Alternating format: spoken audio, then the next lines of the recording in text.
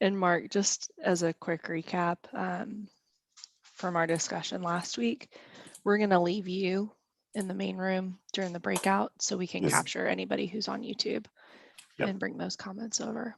And who's going to be bringing the comments over? I will. Okay. Yep. And so we know, I mean, who's going to be group 1, 2, 3, 4, 5 kind of thing. I'll share that in the chat. I actually have everybody written out here real quick. You've got it all assigned. Perfect. Yep. Beautiful. Okay, so I'm in group 1, I take it.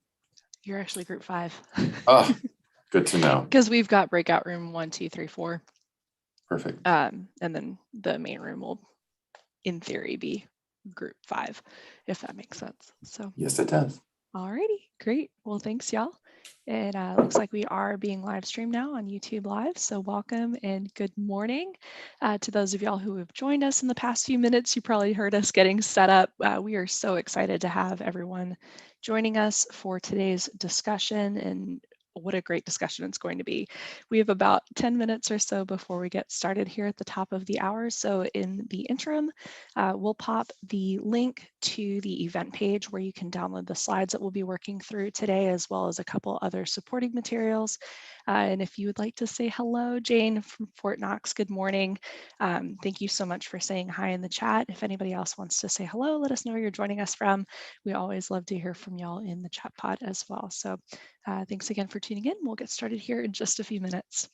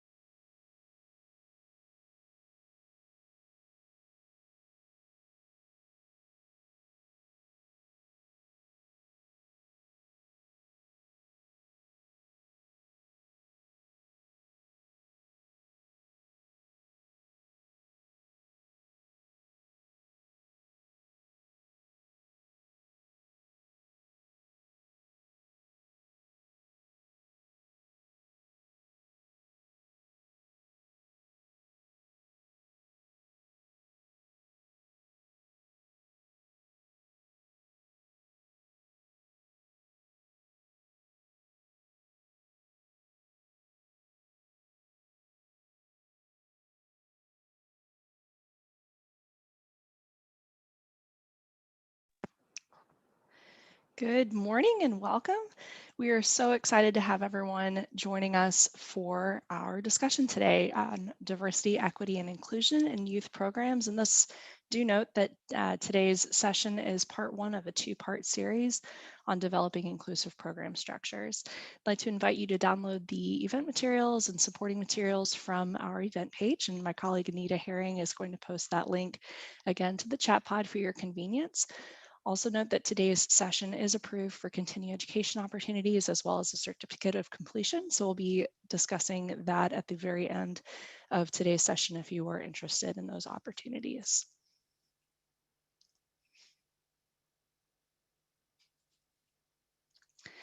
The Military Families Learning Network is passionate about connecting military family service providers and cooperative extension professionals to research and to each other through engaging online learning opportunities. You can find more about our opportunities and our resources at militaryfamilieslearningnetwork.org.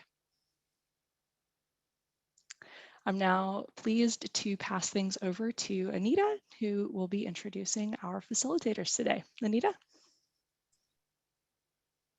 Thank you, Coral. Yes, we're very excited to have with us today two from the Center for Research and Outreach, the Reach Lab at the University of Minnesota.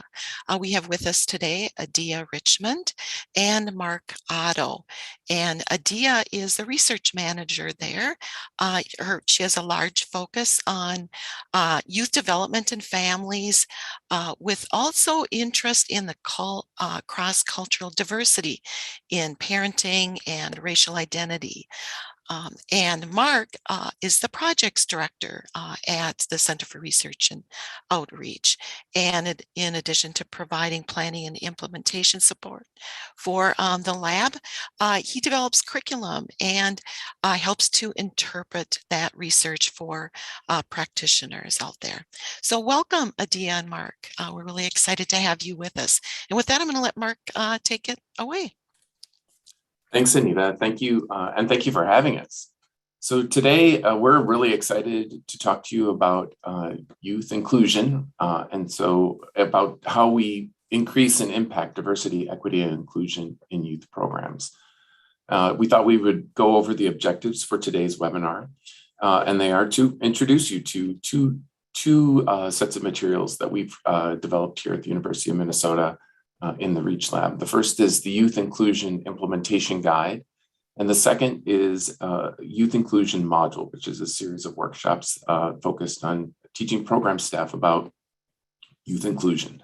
We'll also be introducing the model that we use throughout the guide and the modules, and the module that supports adult learning. And finally, we'll explore a couple of workshops. We want to show you what the Youth Inclusion Module looks like so that we can demonstrate how program structure impacts and increases diversity, equity, and inclusion. So let's get started.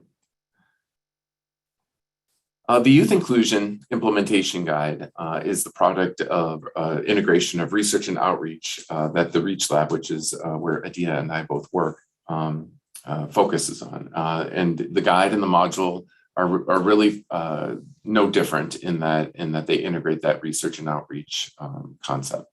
So the lab grounds the guide and module in empirical research, and then customize the guide and the module to reinforce the research that have learned is the best approaches for addressing this topic. So the goal of the guide and the module is to help military youth programs in particular ensure that LGBTQ youth are included in programs and services. And as noted, the Reach Lab looked at the best approaches for supporting an understanding and adoption of the concepts and strategies that the research highlighted. The approach that we landed on, though, was the experiential learning model. And if you're familiar with 4-H or youth development in particular, this model is probably familiar to you as well. And it allows participants really to engage in activities that have a real world connection or basis. And it helps learners then to connect with their learning to prior knowledge and then apply it to the new situations or problems. So we scattered the experiential, we used the experiential learning model, we scattered it throughout both the implementation guide as well as the module. And hopefully that'll be evident to you as we go through today's webinar. So again, our goal throughout the webinar, though, is to engage you, our participants, in the model as a way to demonstrate how the tools are used. and also to challenge you to think about how the materials might be used in your programs. So this might be, if you've attended other MFLN webinars, this one might be a little bit different than some of those that you've seen in the past. So let's dig in. Before we go too deep into the real content, we thought we'd share a little bit more about the structure of the guide. So the guide covers a wide range of topics, and I'm going to show you a table of contents at some point, but we really, as well as a location for where you can find the materials to look at yourself. But we wanted to cover that the guide has these elements, these 4 elements within it. The background is exactly what it sounds like. It's foundational knowledge, and it's intended for program managers or trainers in your program. It's something that that gives you, the background on whatever the topic is, and like I said, we'll look at what those are in a minute. The details and the research are included in this background, and this is what the program managers and trainers need in order to be, to be able to speak intelligently on the topic, in order to correctly align the training and the support that their program staff needs on a certain topic. They need this foundational information. And we linked all of the background within the youth implementation, the youth inclusion implementation guide back to positive youth development, and then also to the topics. And really, it's to help prepare program staff, program managers, and trainers to be facilitators to address the topic within their organization. The strategies are the steps that facilitators are going to want to take. So if you aren't sure on a certain topic what you need to do to get started, or you're overwhelmed, this section within the guide helps you, or basically guides you as to what the steps are. It's the first step, it's the second step, it's the third step. And they include actions like you're going to train staff on fill in the blank, or you're going to ensure staff understands fill in the blank, or you're going to establish and enforce X, Y, or Z. And the idea is that it prescribes a couple of clear steps that get you on the correct path. It doesn't tell you what the rules are or how you're going to ensure staff, but it helps you to know that these are important concepts or important steps that need to happen. The third element within the guide is scattered throughout. Not every section has strategies in action. These are really to help you to make sure for some of the more difficult concepts or difficult topics, to make sure you have an example of what it looks like to do it right.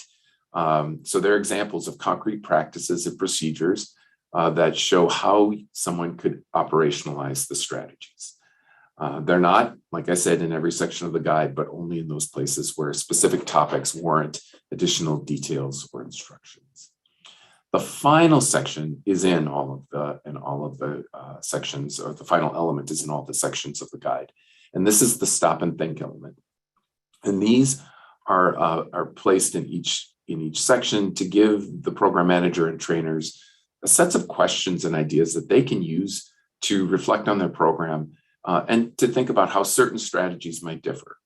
So as we know, youth programs are really every one of them is unique. It's a unique combination of youth and staff and communities, and each one of those groups of folks come with different contexts that they're bringing. They have families, they have other organizations that they belong to, they have life experiences, etc. And so we can't prescribe what an inclusive youth, how you get to an inclusive youth program, but what we can do is give you some things to think about as you are taking your program on a journey to become more inclusive. The guide, as we said, covers the important topics and actions to promote a sense of safety, a sense of belonging, and a sense of purpose for all youth, while grounding all of them in positive youth development. So let's learn a little bit more about the research that laid the groundwork for the implementation guide and the module.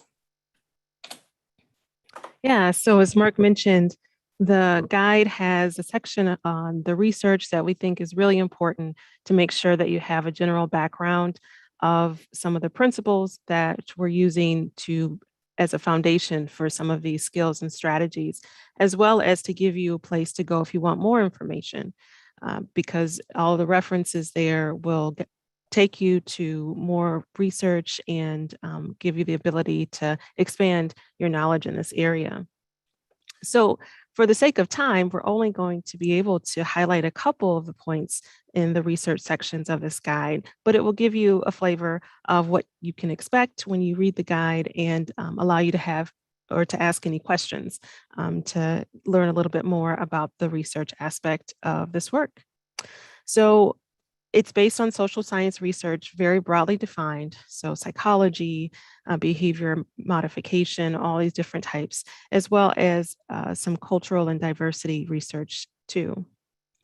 What we've learned in writing this guide and the work that we've done is that the research indicates that youth who are marginalized based on things such as race, gender identity, or religion have reported feeling unsafe in youth programs. And this is for a variety of reasons. Sometimes youth have reported that if the program is really unstructured, it can allow for opportunities for more informal interactions with peers that may make them feel excluded or make them feel even more marginalized. So the promotion of positive youth development principles can foster a sense of inclusion, belonging, and safety, as you'll see and probably have experienced in your own programs.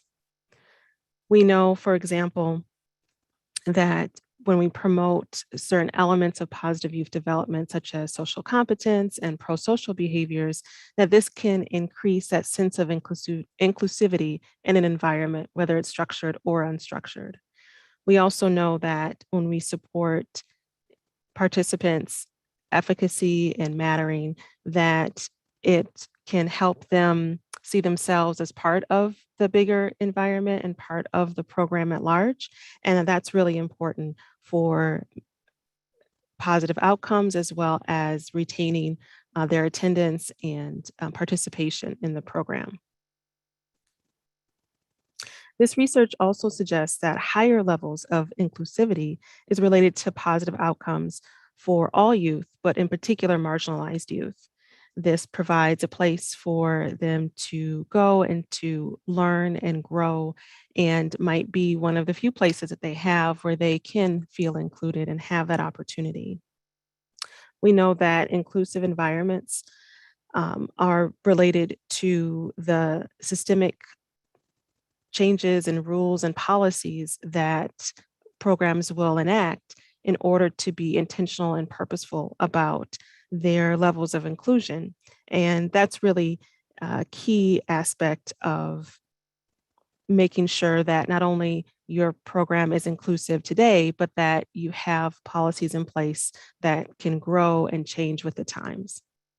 We know that inclusive environments are a result of coordinated effort among everyone who's involved in the youth program. That includes managers, staff, youth, and their families, because it allows everyone who walks through those doors or participates in the community on behalf of the youth program to feel safe and respected.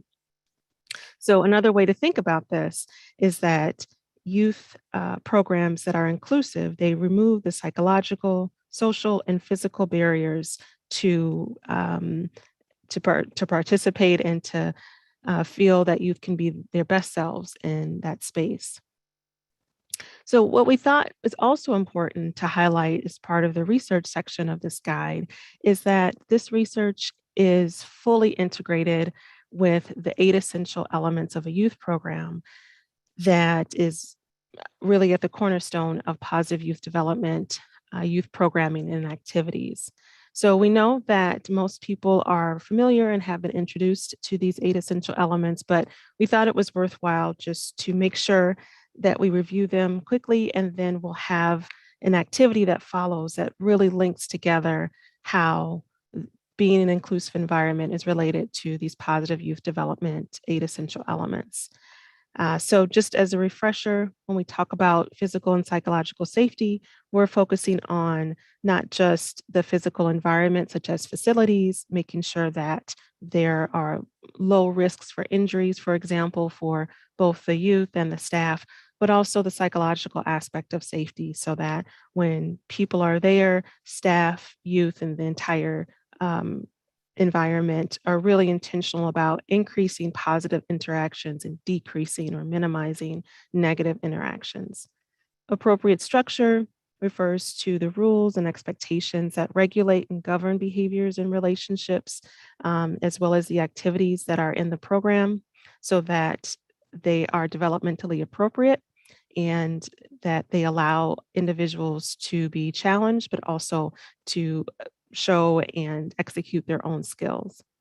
Supportive relationships, similar to what we all probably think about when we think of warm, caring relationships between not just staff and youth, but peers. So between staff as well as between youth and each other. So we're thinking about mutual respect, mutual support, mutual regard between everyone in the program. And positive social norms, these are expectations of behaviors, both verbal and nonverbal, to help achieve a positive environment. So what are those cultural aspects of our society that we believe are positive and promote really good outcomes that we want to make sure are reflected in the youth program? We always want to make sure that we provide opportunities to belong so that there are activities and experiences that increase connectedness of all of the individuals in the program. And then support for efficacy and mattering is really about the degree to which youth feel confident, capable, valued, and engaged in the program. So that ties in really well to a lot of the strategies and skills that are important in an inclusive environment. Opportunities for skill building is this balance between the ability to cultivate new skills with intentional learning, as well as to capitalize and allow youth and staff to strengthen the skills that they already have. And then lastly, integration of family and community, a lot of times also includes schools, is really facilitating and strengthening the bonds and relationships between families and community and schools and any other entities that interface with the youth program that you may be working with. And we think that's important to keep in mind. Sometimes it gets lost when we're focusing on some of these other environments or some of these other elements in the environment, but the ability to reach back and make sure that youth and their families are also connected and integrated is crucial. It's a key component.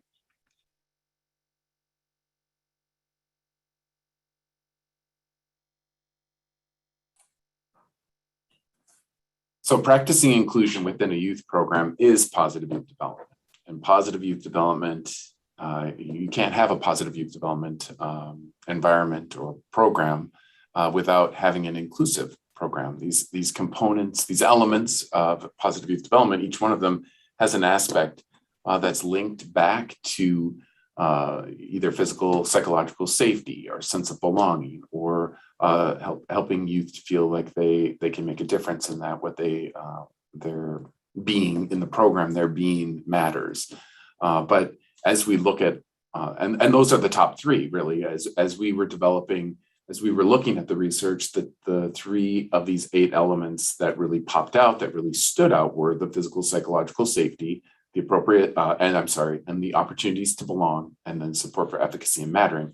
But as we start to look at these other, at the other 5 of the 8 essential elements, we can see that there are linkages back to an inclusive environment. So, for example, appropriate structure has links back to whether or not the programs are being whether or not youth have input into those programs, and that the structure of those programs and the way that they're developed gets youth input, which would then reflect the desires and the audience, the desires of the audience or the audience themselves, so that activities are still being targeted to the kinds of kids, youth who are in the program.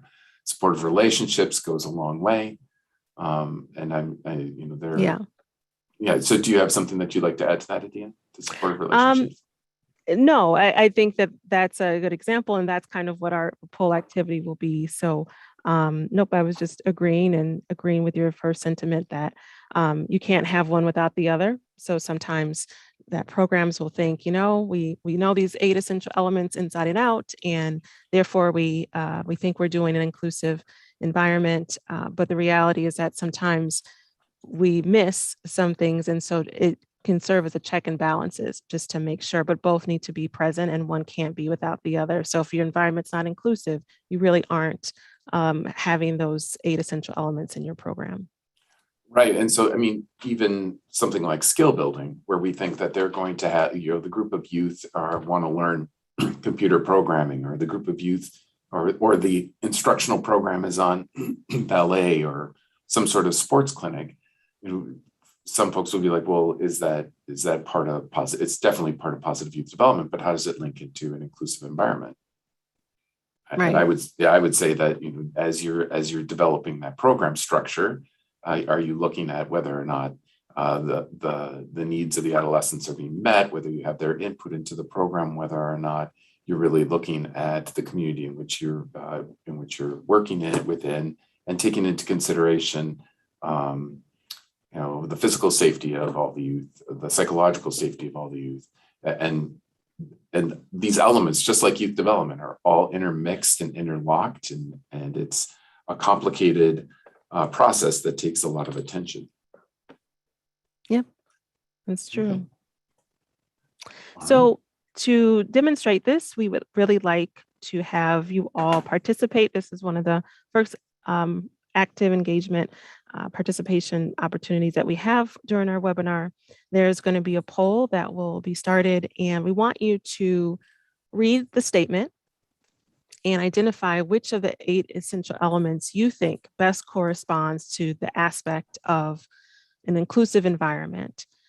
We want to show that there could be more than one right answer, but being able to identify which of these statements reflects back to the 8 essential elements will again get you in the frame of mind of thinking about, how do I make sure that my environment is inclusive and reflects positive youth development, and use those as a checks and balances so that you're making sure comprehensively that you're tapping into an environment of inclusion. So I will stop, give you a chance to read, and please go ahead and participate in the poll.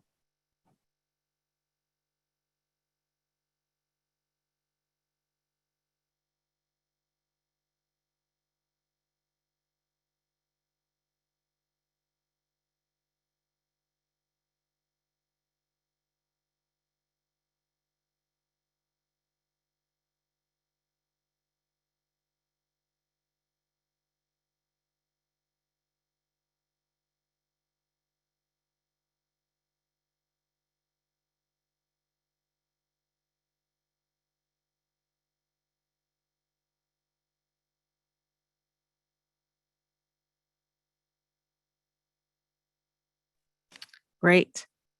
So I'm looking at some of the responses. For the first question about the balance between autonomy and structure, and overwhelmingly, I see that most people responded by saying that it reflects appropriate structure, which was our intention. However, everyone else is also correct in that it also taps into some of these other aspects of positive youth development.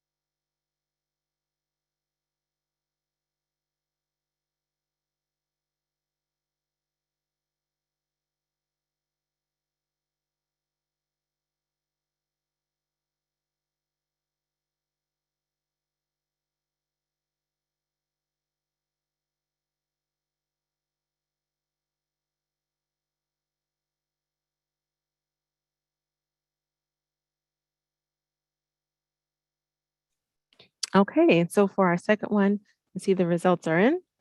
And this one was about the youth program staff assisting in bridging differences among the youth and making sure to be intentional about that. So I see a couple of majority responses, one of them being supportive relationships, and absolutely, because I think sometimes we think of supportive relationships just between staff and youth, but we also mean those among and between all of the youth and other participants in the program, as well as the opportunities to belong, that youth will feel that connection and feel like there are experiences that they can have if staff are deliberate about bridging those connections and making sure that differences are not seen as hindrances or barriers. So those two were the two that we were thinking of.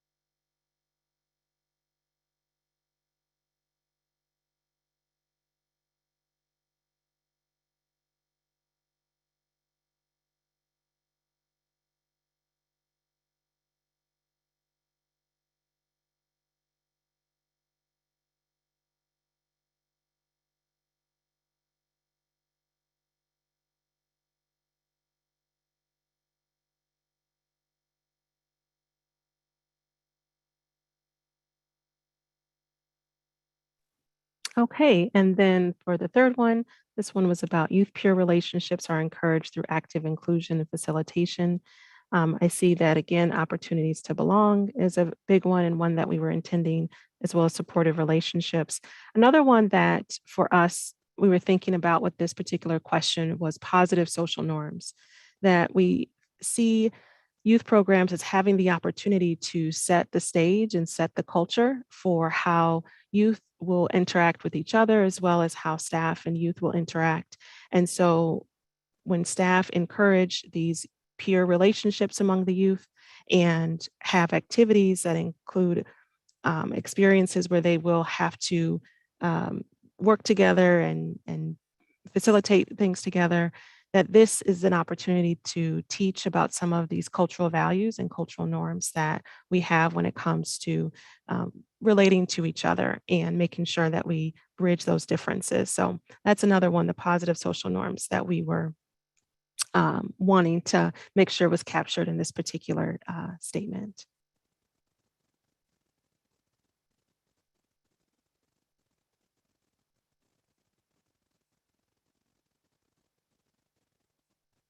Okay, and so the next one, I just will start to read a couple of these in case some people are having some difficulty seeing the polls, or it's just can be helpful to hear it as well as to read it. So the next statement is the activities within the program do not consistently favor one particular group or culture. And so which of the 8 essential elements do you think best responds to that particular statement?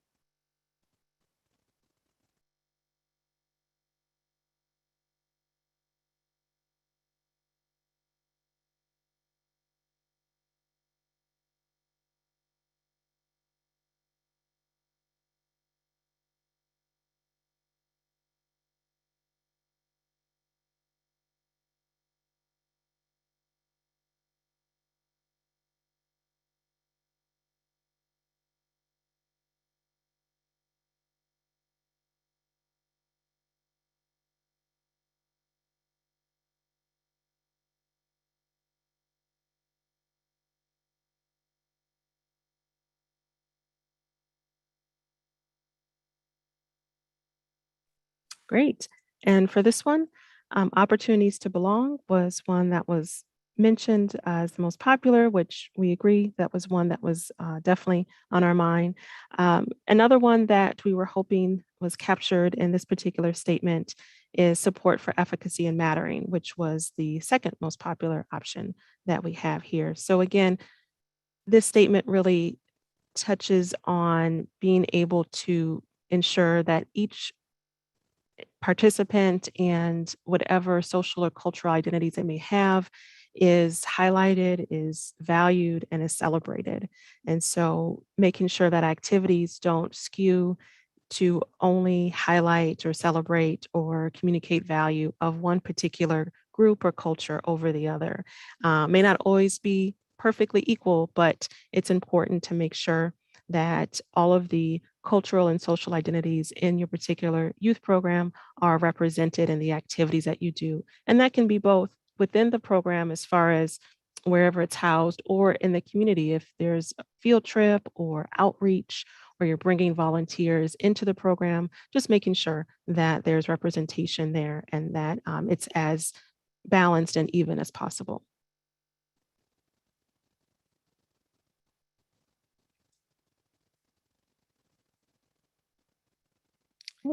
And for our last one, it reads, youth program staff avoid language that demeans any group of individuals. And please respond which the essential elements that you feel best correspond to this statement. Youth program staff avoid language that demeans any group of individuals.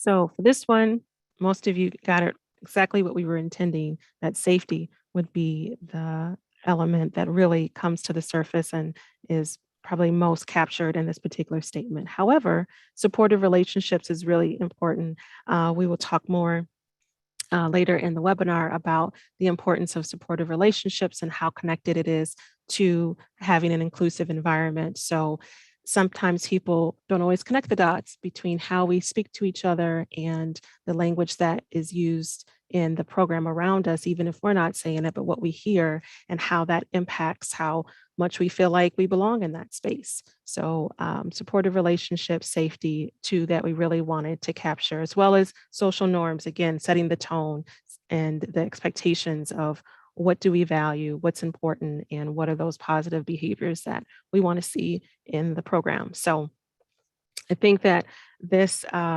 definitely helps to show how those elements are linked.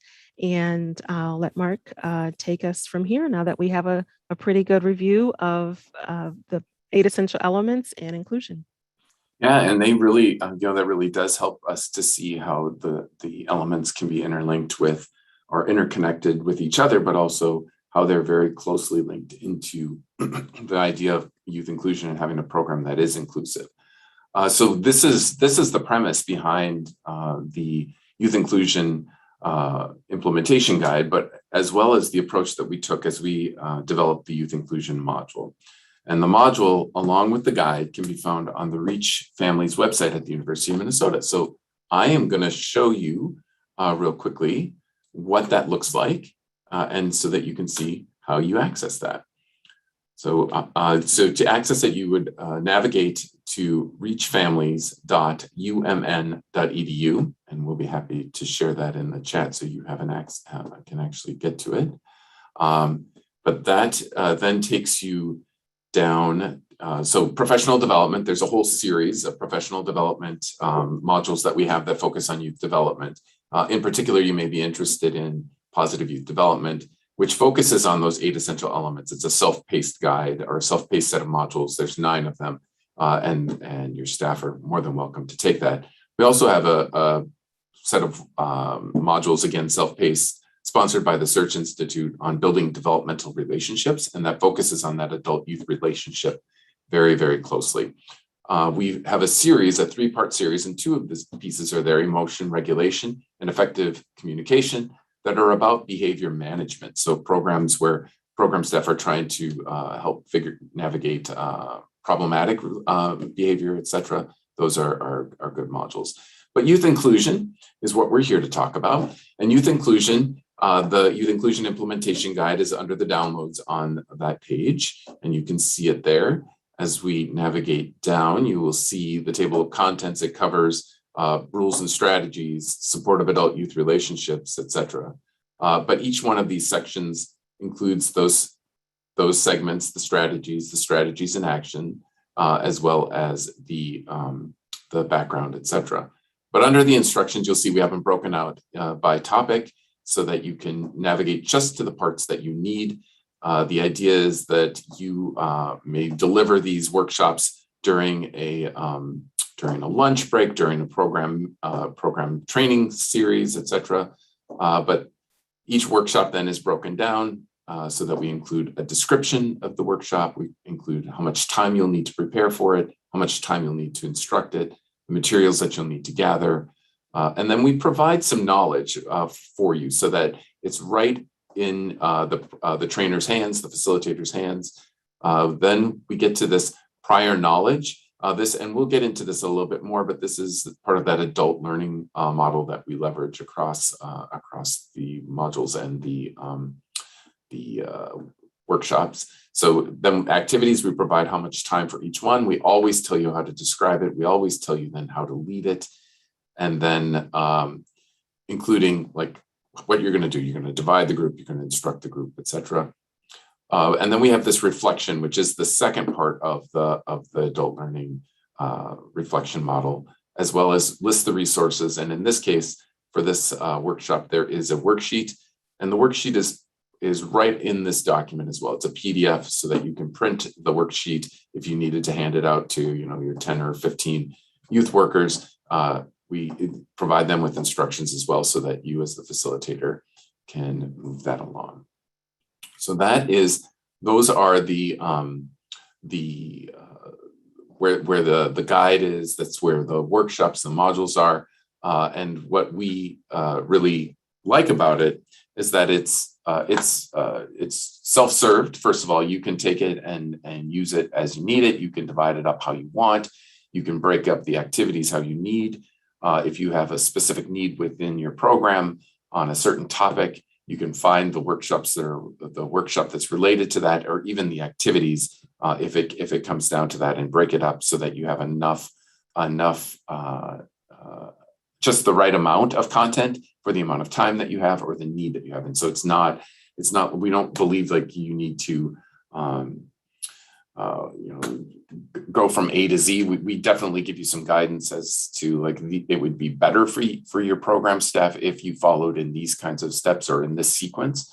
Sometimes we feel like there are certain foundational knowledge that we provide, or foundational activities and experiences that your program staff could use and will expand and help them to in later activities if you're really targeting certain skills, depending on what your youth program looks like.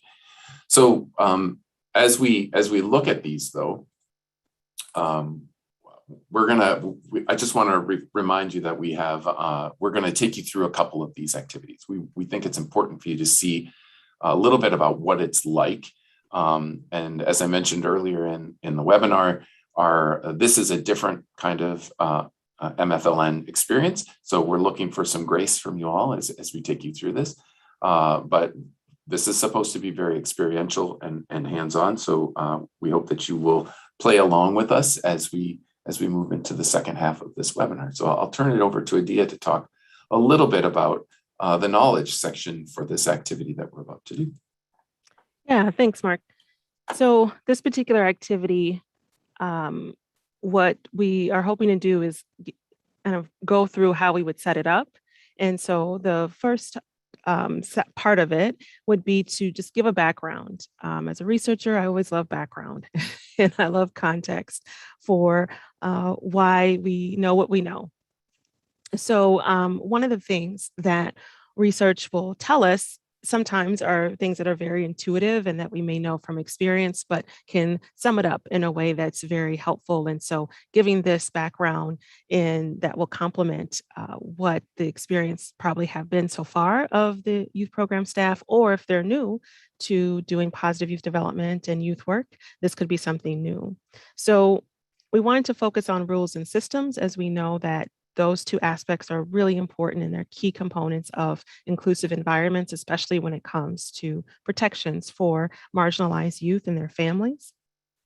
So rules and systems are important because of the general kind of idea of just helping us as citizens and any participants in a particular program or activity to know what is expected of us and to make sure that we are governing ourselves accordingly. Specifically for youth programs, it's to ensure that managers, staff, and participants understand the policies related to the youth program.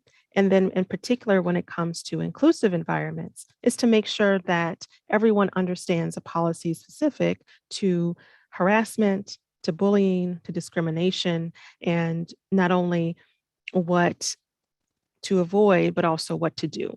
And so we think having both aspects and both sides in your rules and your policies are really important.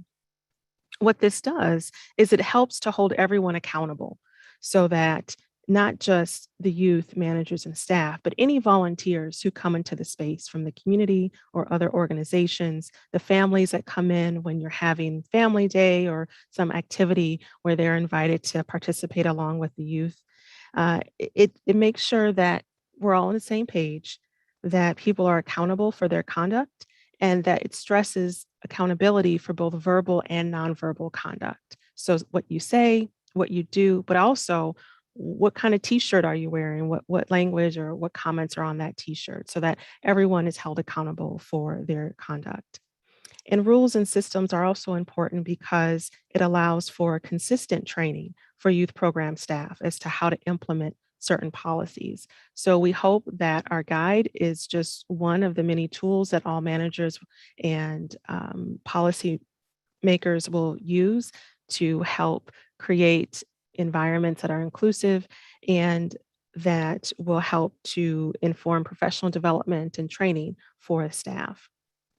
So communicating about rules also is really important because it helps to model the type of language that you want people to use while in the program and can preemptively address issues of inclusion and marginalization. So not being reactive from a rules and policy standpoint, but being more proactive and setting the tone early on in the professional development and training of youth program staff, as well as in the expectations for families and parents.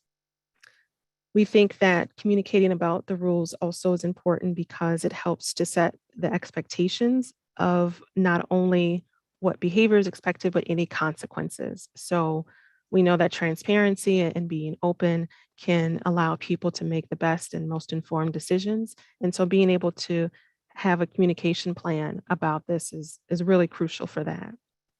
And then being transparent allows families to also weigh in and youth to give their input and their voice, which, as we talked about, is a key component of positive youth development elements such as support for efficacy and mattering. So we feel that in taking this approach for rules and systems, you're not only helping to create the opportunity for families to be more integrated and to weigh in, but really encourage youth to also use their voice.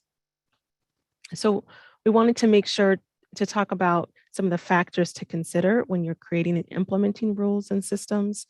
So these rules should empower and support staff who actively respond to discriminatory behavior when it occurs. It should make sure to have particular language around what will happen when staff do speak up, how are they supported, and what will this mean for their role and moving forward. It should encourage the program to recruit and retain managers and staff who are prepared to work with diverse youth and their families. And being prepared doesn't mean that you just go and pick staff who look like or have similar religious backgrounds of the families, but that they have the proper training. We hope that the guide can be one step in that direction, but it's important to keep that in mind with retaining and training staff.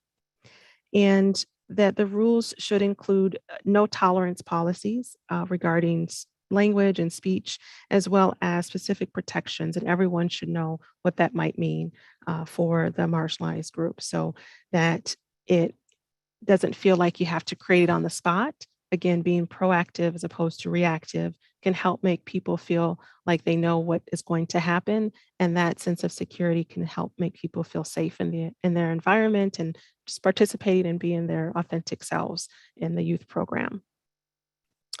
So what we encourage everyone to do, and will come up again in later activities, is the reflection, as Mark had mentioned, and not necessarily to share now, but on your own to really think of what are some of your rules regarding, for example, safety, respect, and inclusion.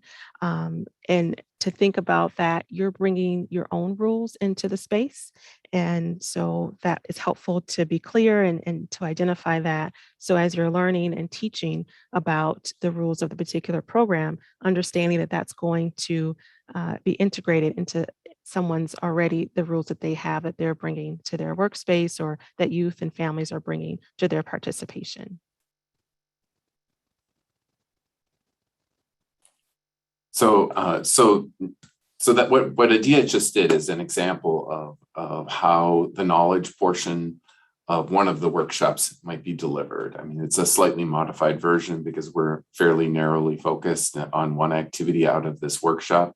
But the idea is that a program manager or a trainer would be able to take the content that's at the beginning of one of those workshops, like Adia just did, and summarize it and kind of highlight the important things that are specific to the to that audience, to that group. You know, if that center, I mean, if you're working in a military youth program and you have three facilities, each facility might have a slightly different flavor, or they might be really fairly homogenous, and so you would then, you know, you could possibly deliver the same kind of content, but it allows for you to tweak it and customize it. And so after you deliver this knowledge, the second part of the activity is that you go over the objectives, and that's what we have here. And these are the objectives for the entire workshop, not just for the activity that we're going to do. But basically, the idea about for the activities around following the rules is to understand the difference between rules and systems. Also, and so what I would suggest is that the definition of a rule are a set of explicit principles that govern the conduct within a particular activity or sphere, whereas systems are a uniform way to make sure that the same steps are taken each time an action occurs, and it builds on an expectation for how rules will be followed, as well as setting the boundaries for what is acceptable behaviors in a program. So to help your program staff understand the difference between the rules and the systems is going to be an important part of what we're doing. So then the second objective, and we won't be getting into this too deeply for the workshop, is to build an understanding of how the rules and systems impact the inclusiveness of the program, as well as to reflect on rules that may or may not be inclusive. So the larger workshop covers these other two objectives, but we're going to focus really on the first one. So like I said, Adia's covered the knowledge and I've covered the objectives for the learners. The next activity, or the first activity in all of the workshops, is the prior knowledge activity. And so the prior knowledge is one piece of bread, piece of the sandwich. It's the first piece of bread, and the final piece of bread is the reflection, to use that euphemism or metaphor. But basically, these two pieces are in every single one of these workshops. And we find that they're very important because it acknowledges the fact that your program staff already know things about these topics. They already have strong opinions about some of these topics. They may have questions as you dive into some of the more difficult conversations, maybe about having difficult conversations with youth or adolescents, maybe about addressing, if there's a suicide on your installation, heaven forbid, or in the community, what are their questions around that topic? Or maybe they're questioning other aspects of of the rules and systems within your program as it relates to LGBTQ youth. You need to be able to give them the space to not only acknowledge that they're an adult and a learner, as well as bring prior experiences to the discussion, but that they may have questions. And so we're going to demonstrate how that activity works. And we're going to do it in kind of a fun way. So this is the knowledge question and reflection activity. And most of the time in an in-person setting, which is how we imagine you would be training program staff, you could have a whiteboard, or you could have an overhead projector and a laptop, or you could have sticky notes and stick them on a window. But in a virtual environment, it becomes a little bit more difficult. And so we are going to use today a tool called Jamboard, and some of you may be familiar with it. I'll be sharing a link, and we'll ask if you have access to it. You know, if you're not on the YouTube Live, or if you're comfortable doing it, feel free to follow that link and follow the instructions that will be coming here shortly. And I'll actually demonstrate how this works for you. But what we're going to ask you to do is to respond to a question on this Jamboard. And knowing that the technology may have some limits, if you get an error, or again, if you're joining via YouTube, please feel free to put your thoughts and questions, thoughts and response to the question in the chat, and a moderator will make sure that they get added to the chart. So let me demonstrate what it is I'm going to ask you to do. So once you have the chat, you will come to this screen here, and there are multiple screens, and at the top middle, if this one gets filled up, we can move to the second screen, which will be empty. And on the Jamboard, there is a toolbar on the left, and it is the fourth tool down, which is a sticky note. So you simply select that sticky note, type in the response to the question, and select save. You can change colors at the top if you like, if you want to be creative. It allows for that. You select save, click back on the board, and drag the sticky note to the section where if it's a knowledge that you have about defining rules and systems for youth programs, add that here. If it's a question that you have about this topic, add it on the right side of the screen. So I am going to share the link, and this is an experiment. So we sure do appreciate any grace that you can give us, and I'll be sharing that in chat. Feel free to navigate to that. And the question that we're asking you to respond to is, what do you know about defining rules and systems for youth programs? Maybe add one or two things. And if you have questions about how about defining rules and systems for youth programs, please add those there. So I'm adding the Jamboard to the chat. You're welcome to navigate there now.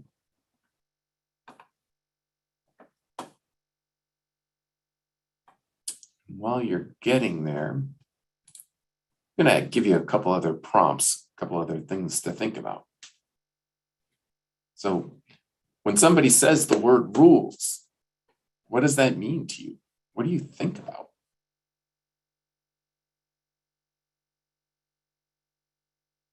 When somebody says systems, what does that make you think about?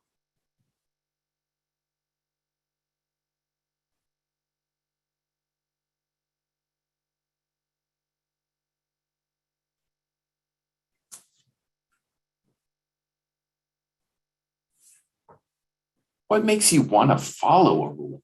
If you were an adolescent, a youth, a young person, a kid, whatever term you want to use, what makes them want to follow a rule? As an adult, what makes you follow the rules?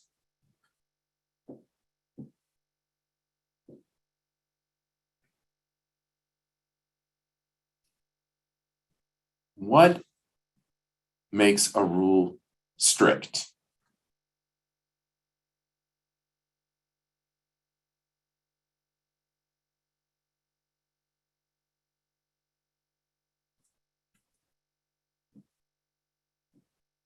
And how are rules typically implemented or enforced? And what makes enforcement, and you can replace the word enforcement. Some people feel like that's too strong a word, but basically what makes enforcement effective or ineffective?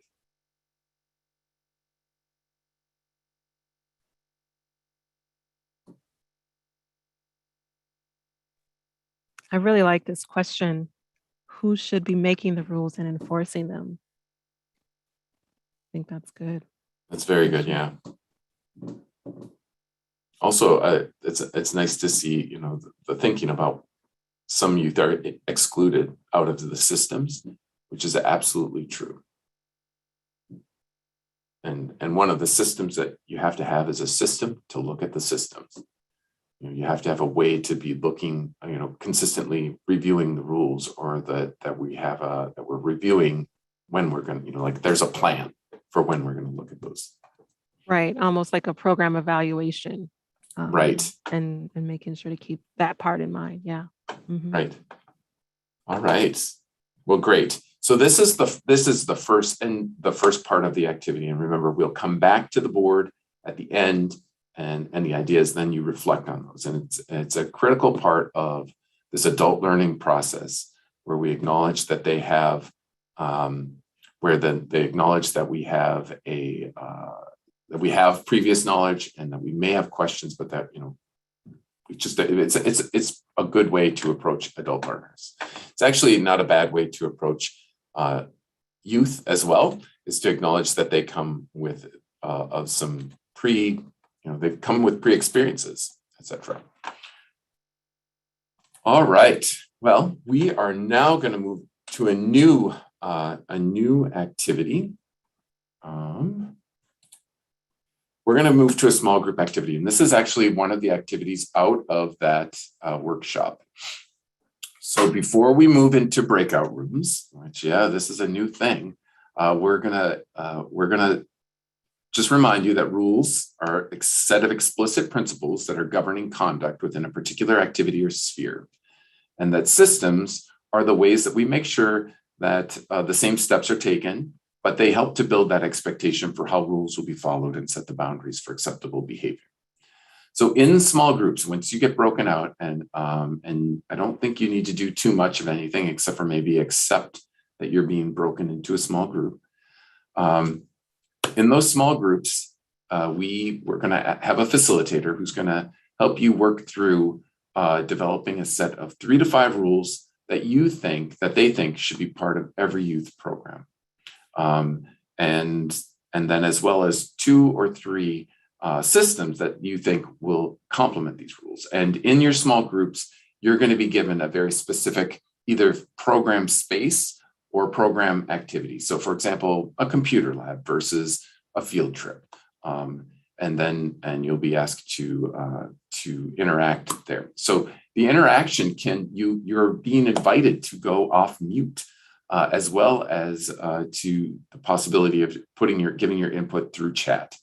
And if you are joining us through YouTube Live, I'll be with you, and I and a moderator will gather your input via chat to share with the group as well. So we're going to list our rules on a specific board that our facilitator will share with us.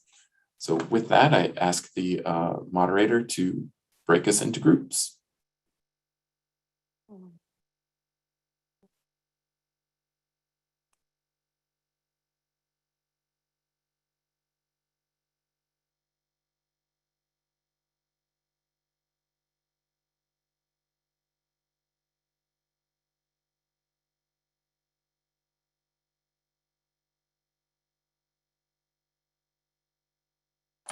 All right.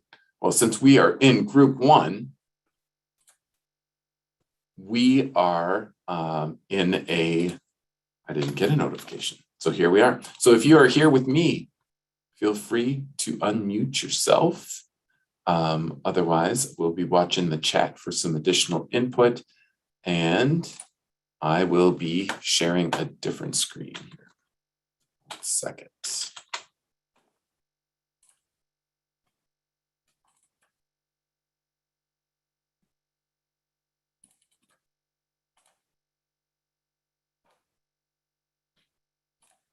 Right.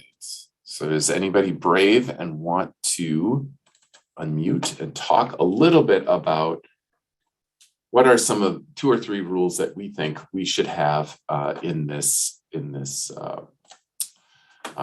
space, the computer lab homework center?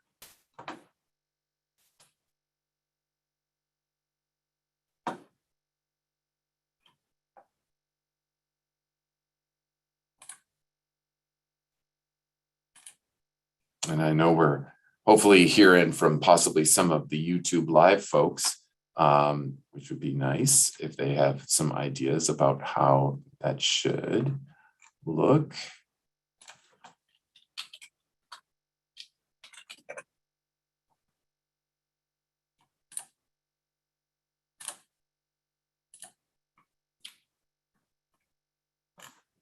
So we're looking for rules that are specific to the program space. They're not general. So if it was a program space rule, for example, about using respectful language, it would be generally using a quiet voice would be considered respectful, but that would be generally across all the program types and spaces. That would be a kind of general rule. Whereas a specific one for like a computer lab or a homework center might be something like youth are respectful of other youth who are studying.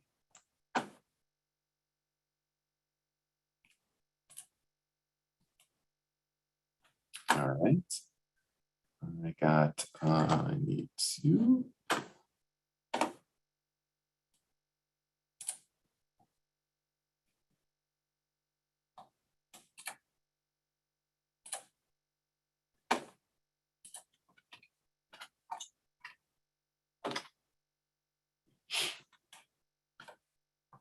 Respect the equipment. Yep. We'd be respectful of others doing the work. Perfect.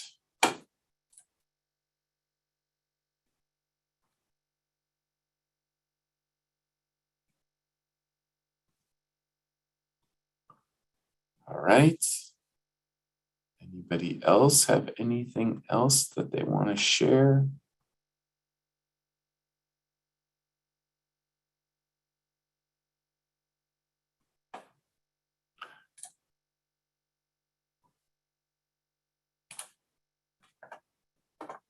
Right, so far we have be respectful of others doing the work.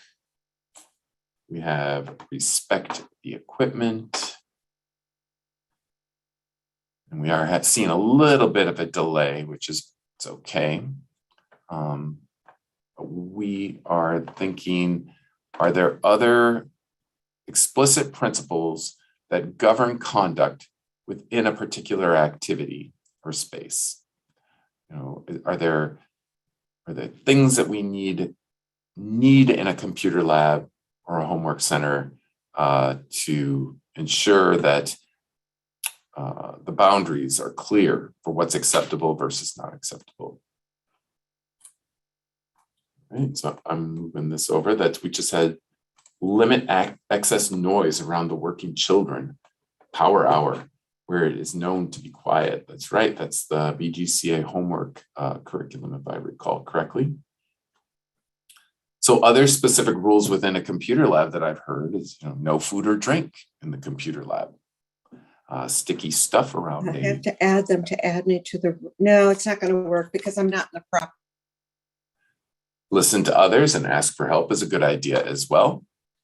If you have a comment that you want to add, you're welcome to drop it in the chat pod and we'll pick it up and type it in for you.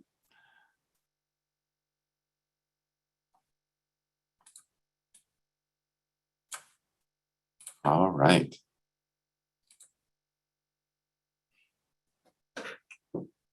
All right, so now let's think a little bit more.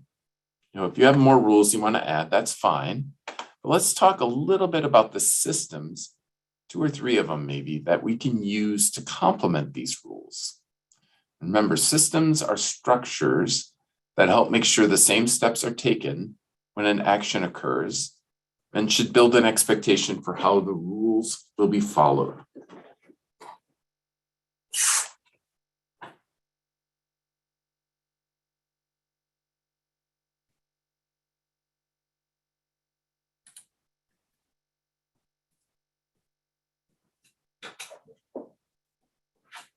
Someone added, use computers for things related to homework, research, unless there are specific times for open use. Everybody loves a good open computer lab time. All right, so now we're thinking about the systems. What's the usual system for how youth provide input and how staff make sure the rules are equitable?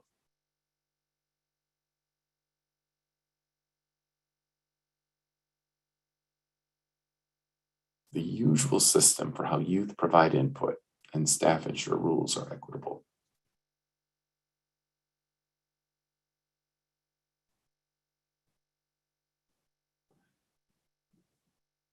Yeah, listing rules so they are visible. That's a good one.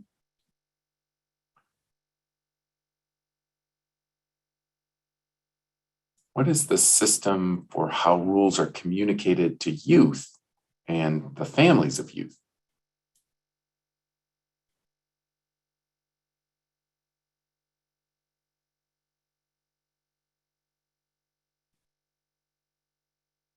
Remember, these are structures that help make sure the same steps are taken when an action occurs. Well, one of the systems that I remember from my days back in Army Youth Computer Labs had to do with sign-in sheets. So a system to help youth to be accountable for the systems that they're working on. Sometimes computers or laptops or the equipment in these labs can be expensive, and you want to make sure that there's a structure that helps kids to stay accountable for what they do when they are messing with using the equipment. So is there something about this space or program that requires a novel approach to systems? Is there something about computer labs or homework centers that means like it's different than like a snack area or the gymnasium or a field trip? What is that? And how do systems need to adapt to accommodate that uniqueness? So someone added, it's important to receive feedback from youth on their understanding of the rules. That's right. So would step one be to provide youth, to give them a set of, an explanation of what the rules are and describe the rules so that they understand it? Or what about if youth are involved in creating rules, that like a group of youth, maybe a youth council, a teen council, a torch club, someone like that sits down and develops the rules for a specific program or a specific program space.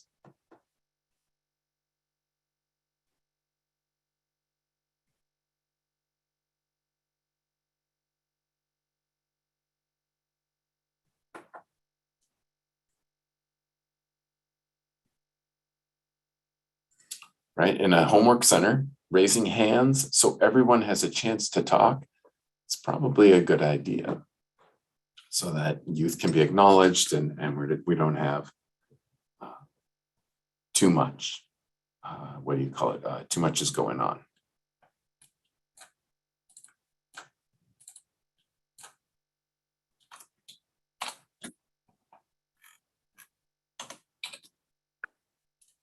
Log on checklist is a good idea so that we know who is on which computer. So we all know that there's opportunities to go to the wrong location, the wrong URL, and maybe somebody or possibly an adolescent is exploring content that's not appropriate. This is not only a way to be clear, like that they're where the boundaries are, but also to hold kids accountable, youth accountable for decisions that they're making.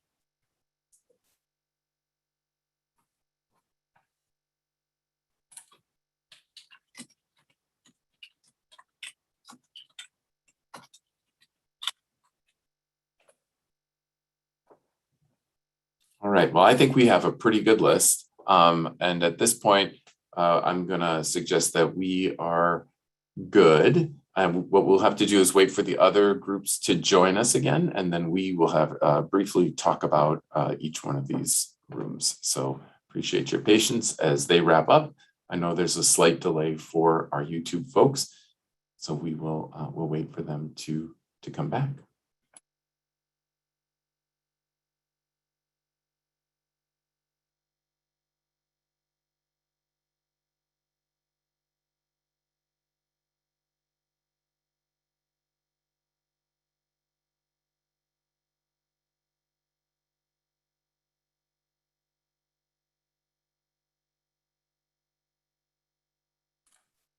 That's excellent. A time limitation, so everyone gets a turn. And often in those settings, young folks will want to keep playing, and this sets some time limits, not only for their own physical health, because sitting at a computer for hours on end isn't necessarily good for us, but also make sure that you're promoting that positive social norm of sharing, and that everyone gets a turn, and that there are limits to these things. Yep, using a computer contract that they sign that clearly states what these rules are. And I would assume that contract would also include some information about what the repercussions are if you break the contract, or your access might be limited, or you might be restricted to certain times, etc. So great additions. All right, I see we had the notification that we've got about 90 seconds, and they'll be returning folks back to the room. So I appreciate everybody's input, and we will be talking about this shortly.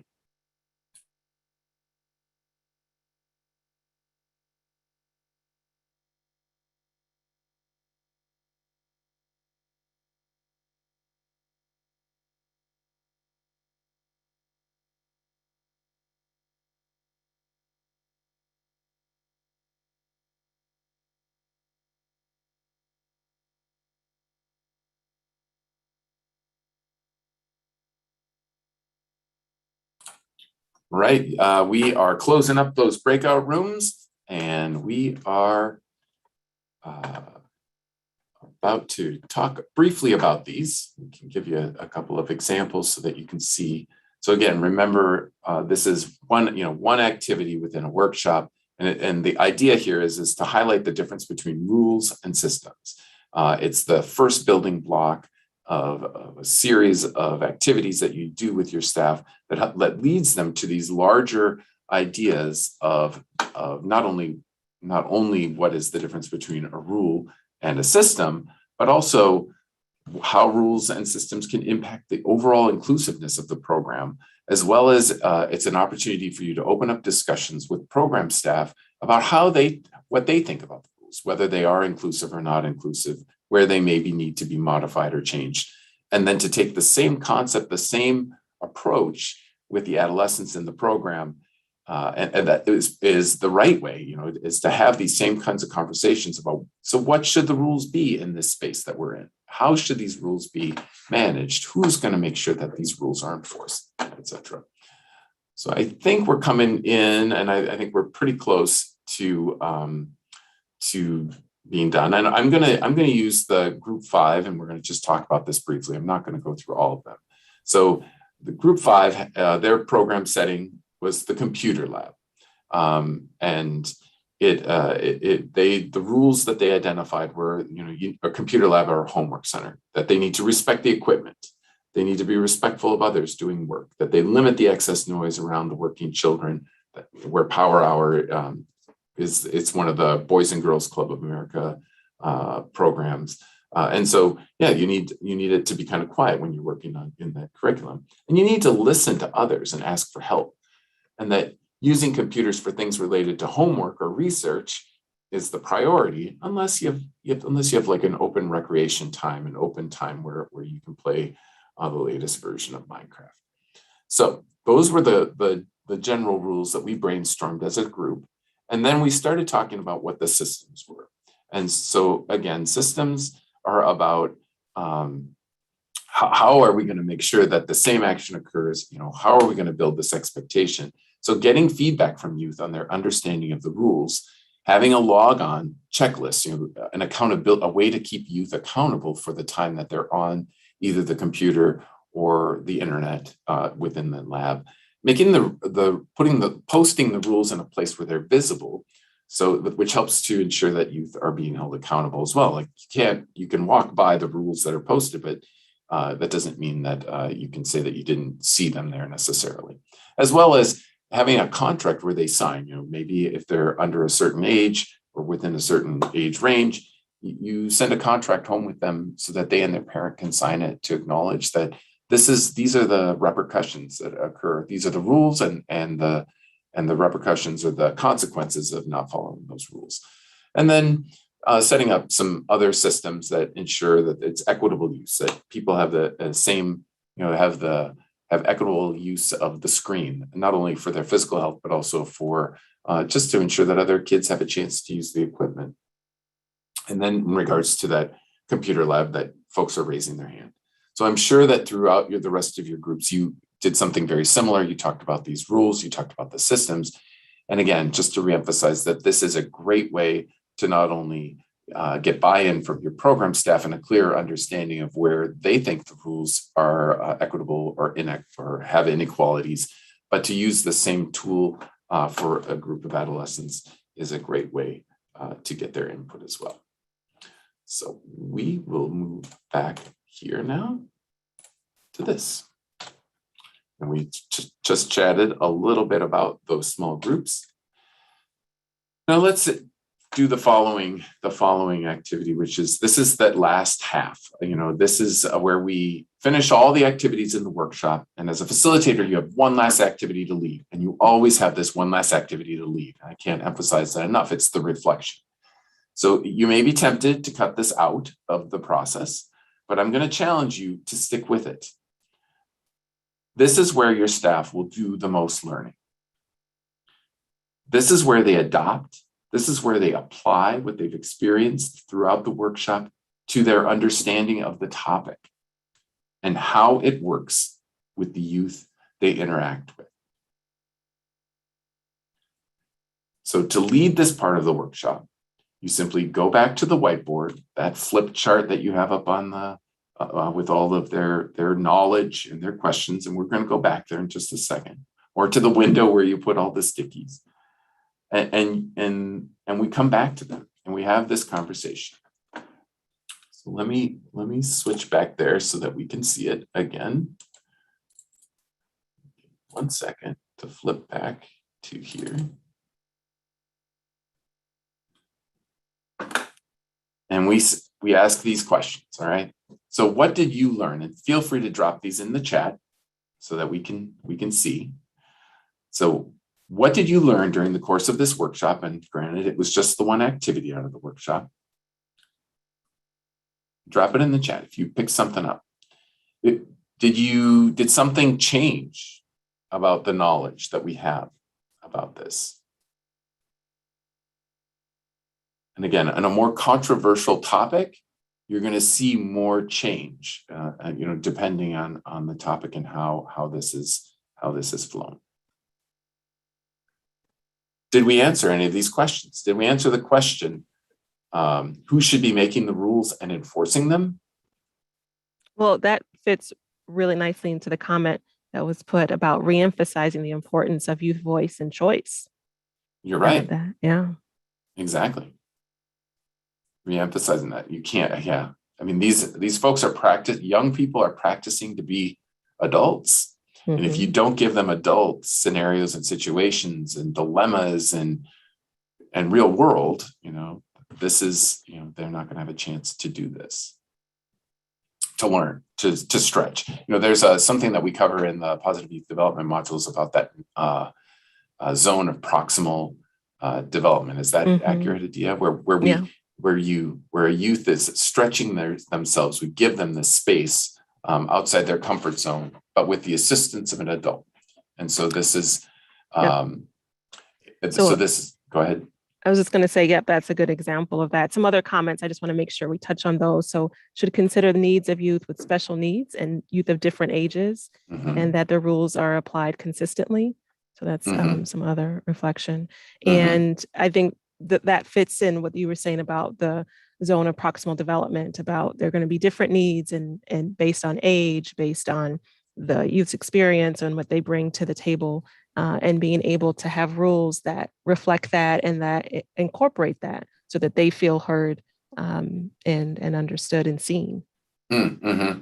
And positive youth development is really about creating an environment where each one of those individual youth have the space, a safe space for physical and psychologically to practice these things. There's the idea that if you don't win the blue ribbon, if you aren't first place, that you've somehow failed is inaccurate.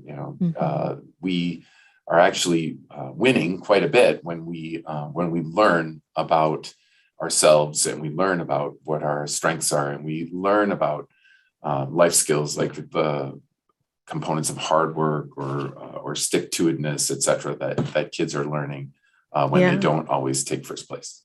Right. Yeah. There's a question about if in the implementation guide, there's information about inclusive language do's and don'ts.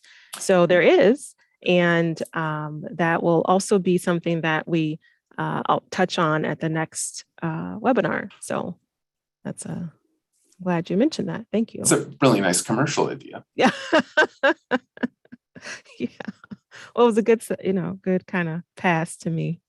Yeah, it was a soft one too. Good catch though. So talking about having youth in the decision-making process is absolutely essential. And it has to be one of the systems that you develop is how do you funnel youth input into rules and into the systems and into the overall program structure. And it's more than having a teen council, because we know that those ebb and flow. It's more than having a comment box in the front of your facility. It's conversations with kids in the hallway. It's conversations during a program. It's picking up what they're hinting at, and that's why having conversations with your staff are going to be so important, because they're going to be the ones who hear, this is what kids want. This is what kids are thinking. Yeah, exactly. And also with this particular activity, why it's so important to go back to the knowledge and the questions part. For example, you get to see if there were some areas that you didn't cover, that just based on either time or where the nature of the activity went with different conversations, you may have missed something. So I like this question that was what was generated at the top of the hour when we were talking about this, about if staff or participants do not agree with the rules or systems. And that may not have been, something that was touched on during the activity. So the reflection piece allows you to go back and to see what was missed, either to cover it or to pick another time to do that. So right. Yeah. Absolutely. So yeah, that the idea that to reemphasize with the program staff those key points, that it's, in this case, rules and systems are intentional, that we have to monitor them, we have to grow them, groom them, et cetera, that they have to be part of a constant review, and that they're integrated into the bigger picture. But more importantly, I can't bring this home enough, is that it's positive youth development, that rules and systems are critical components for youth program safety. They're critical components for structure, for reinforcing positive social norms, for helping youth feel like they make a difference and that they matter, and that they belong. But they also support, positive adult youth relationships. When kids know what the rules are and where the boundaries are, and adults know where those are, it's going to support a better relationship, as well as skill building, because it takes some skills to be able to navigate those things. So with that, we are going to conclude, and I am going to switch over back to our slides, and I believe our friend Miss Anita.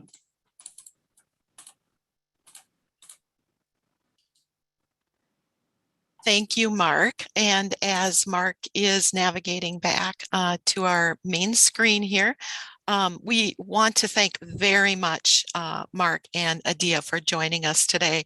Mark is joining us actually on his birthday.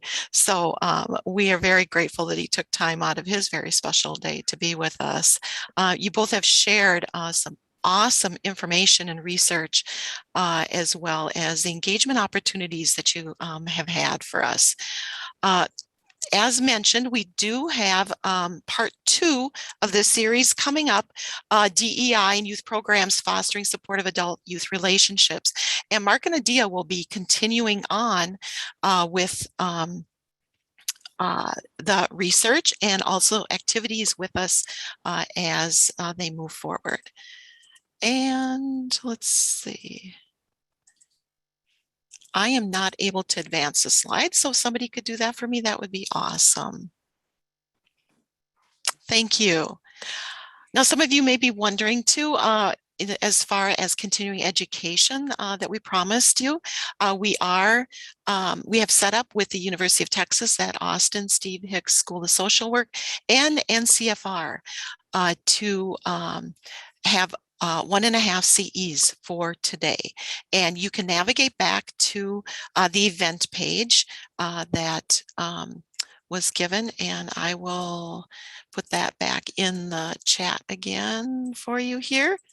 And when you navigate back to that page, it's towards the bottom, you'll see that purple continuing education button that you can click on. We do need to hear from you in the form of an evaluation. It's really quick and easy. And from there, you can go to either one of the CE informational pages, or if you just want a certificate of completion, you can do that.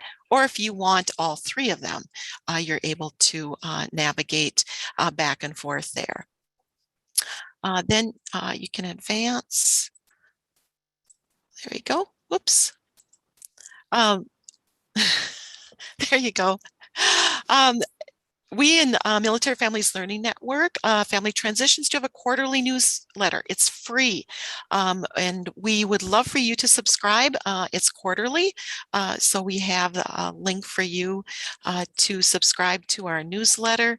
And the one for July, August, and September just came out the beginning of July here. So you can navigate yourself to that or follow us on Twitter, and then also the main MFLN Facebook page. And with that, I'm going to turn it over to Coral.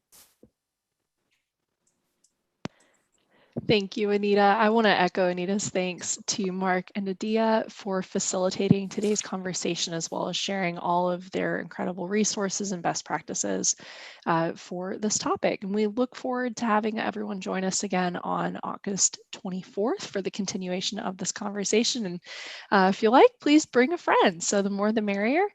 We will stay in our room for about 1 or 2 more minutes in case you need to grab any links. But just a heads up, we did record today's conversation in case you need to go back and reflect or grab any additional links from our event page. All right, and that's pretty much a wrap for today. So thanks again, Mark and Adia, once more, as well as our Family Transitions team from the MFLN for hosting today's webinar. And we look forward to seeing y'all again soon. Take care and have a wonderful day.